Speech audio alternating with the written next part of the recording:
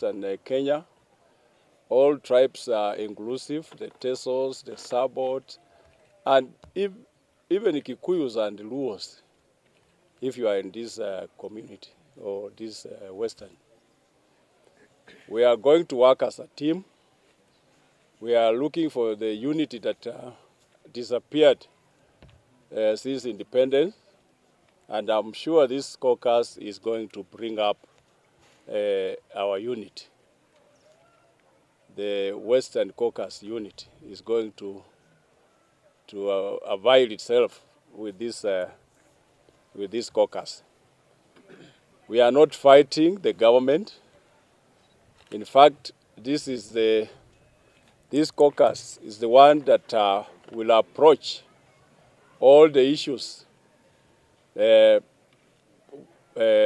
the government, the appointments which you have had here, and we are going to work with our leaders from here.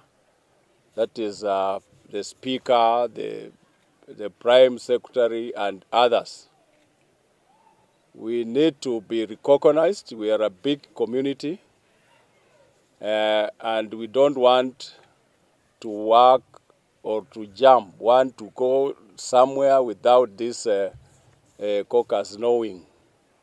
If there is something, members of parliament will approach this caucus because we are one family, and that is the way to go.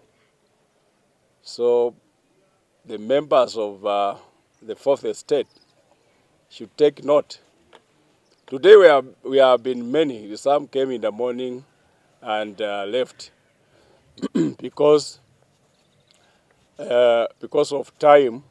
Some are going to do their errands in their constituencies. So, but we have 48 members of parliament from this Western caucus.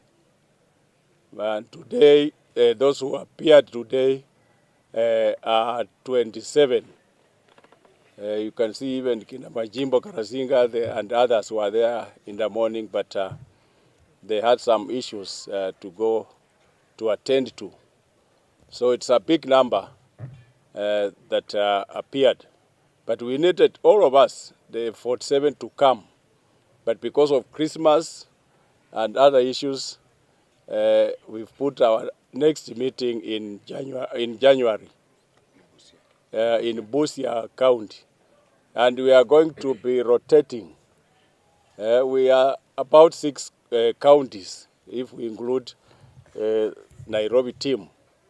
So we are going to make some changes which people have been laughing at us. We had become a laughing stock. But this time, I can assure you to watch that something is going to happen, that our unity will remain, and it is going to be paramount for the region. And I serve in the Education Committee, and we have been tasked by our colleagues to follow it up in the Education Committee, and I can confirm it will be done. Secondly, about Mumias and the collapsed industries. You are aware that at the National Assembly, we are waiting to debate the sugar bill. That will change the matrix. The sugar bill, we want to fast track it. It has been lying at the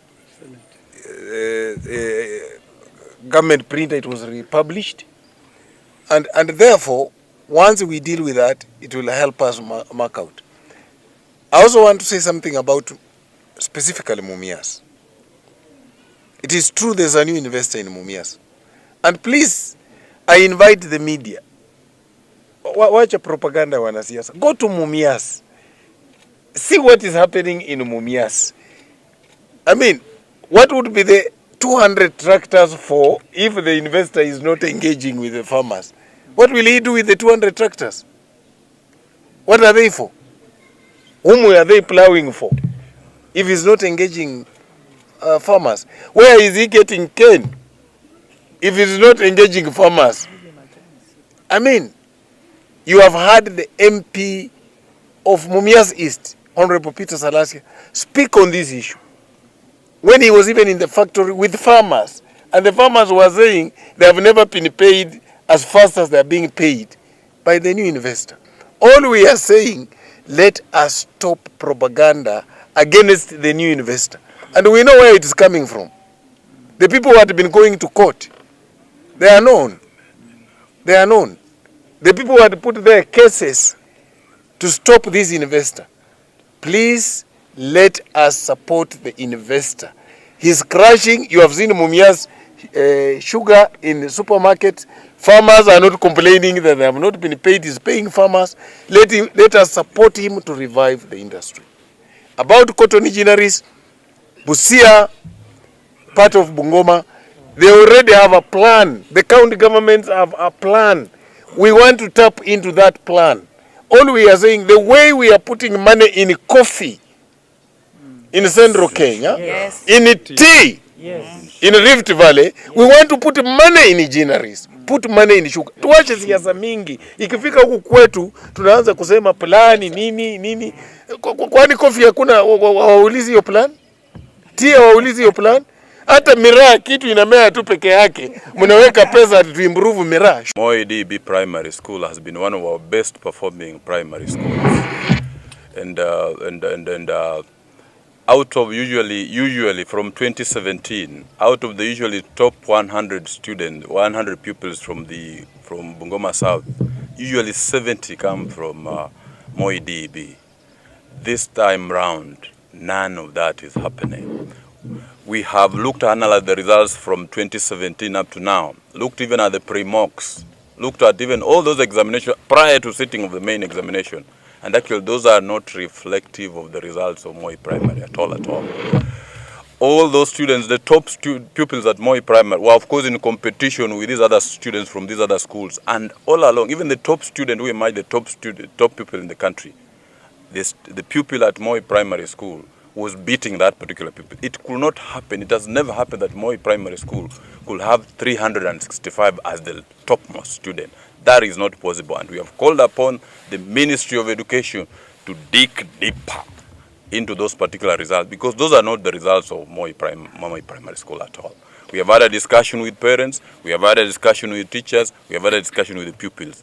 And we want the Education Committee of the National Assembly to take over this matter and summon the National Examination Council to ensure that those results are reviewed and an inquiry instituted as to who has caused the parents and the pupils of that school to get those kind of results, which are not their results basically. So we're calling upon the rightful authorities to basically take up that matter, and the pupils and the parents want to get their rightful results. Of all Kenyans, every time he's saying, oh, this is now for Kikuyus, this is now ours. Why is he the deputy president? Just in case he has a good friend, he should be reminded that he is not a Kikuyu deputy president. He is supposed to make sure that he throws all eyes across Kenya and makes sure that every tribe in Kenya is inclusive in his vision. Thank you.